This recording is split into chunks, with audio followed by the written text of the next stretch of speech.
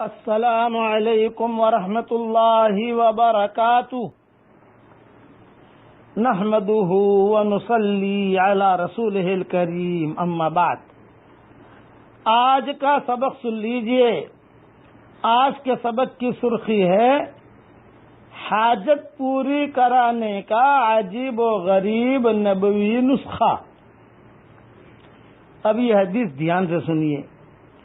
حضرت جابر رضی اللہ تعالیٰ عنہ سے روایت ہے کہ حضور صلی اللہ علیہ وسلم نے ارشاد فرمایا، جب تم میں سے کوئی شخص خط لکھے یا درخواست دے، کسی جگہ انٹرویو دینے کے لیے درخواست دے، ویزا لینے کے لیے درخواست دے، یا کسی جگہ ڈگری لینے کے لیے درخواست دے، کسی ملک میں جانے کے لیے درخواست دے، یا جیسے فارم بھرتے ہیں کہ بھی یہاں یہ چیزیں بک رہی ہیں، جس کو لینا ہو تو درخواست دے، کوئی بھی چیز اپنی ضرورت ہو جس کا تعلق کاغذ سے ہے،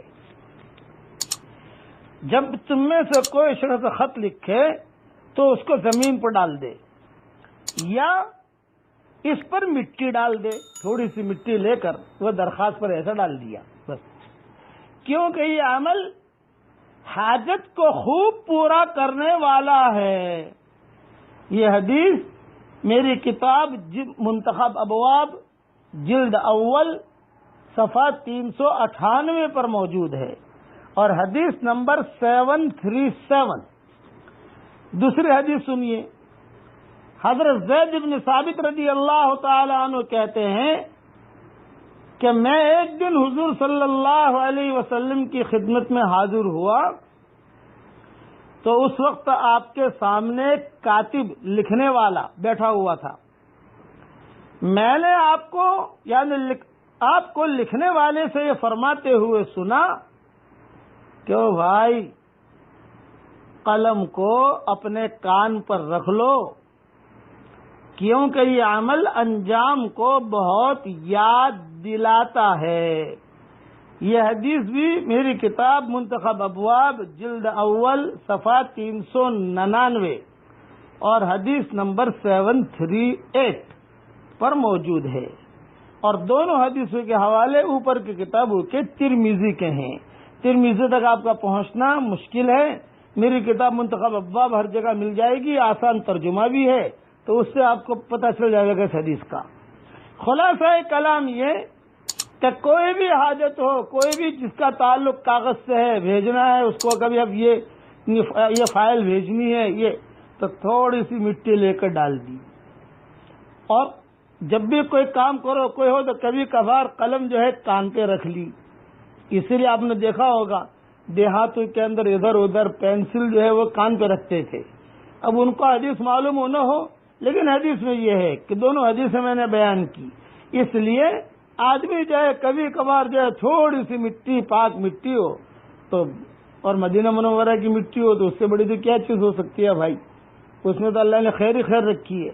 تھوڑی سی مٹی ڈال دی اور اپنا جو درخواست پیش کر دی، تو آپ صلی اللہ علیہ وسلم نے فرمایا کہ یہ عمل حاجت کو خوب پورا کرنے والا ہے۔ اب میرے ساتھ پڑھ لیجئے، اللہ اکبر کبیرہ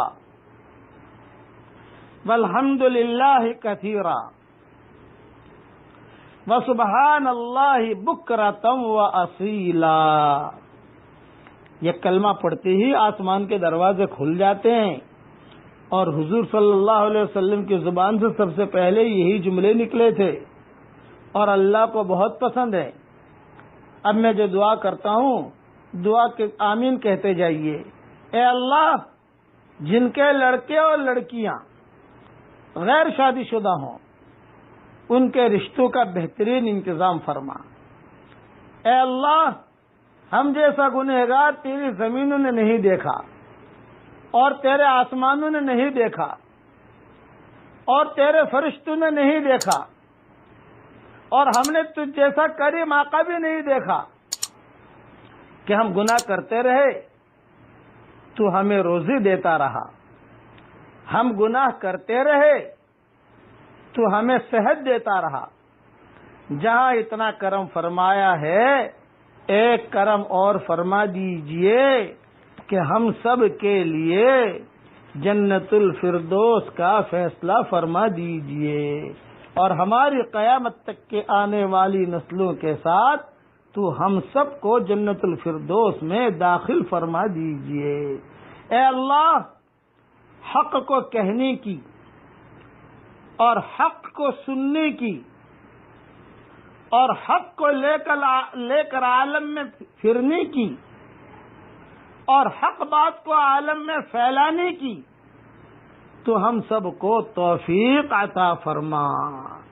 اے اللہ، ہمارے جوانوں کی جوانیوں کو پاکیزہ بنا دے۔ آمین آمین۔ سبحان ربک رب العزت عما یصفون وسلام علی المرسلین والحمد للہ رب العالمین۔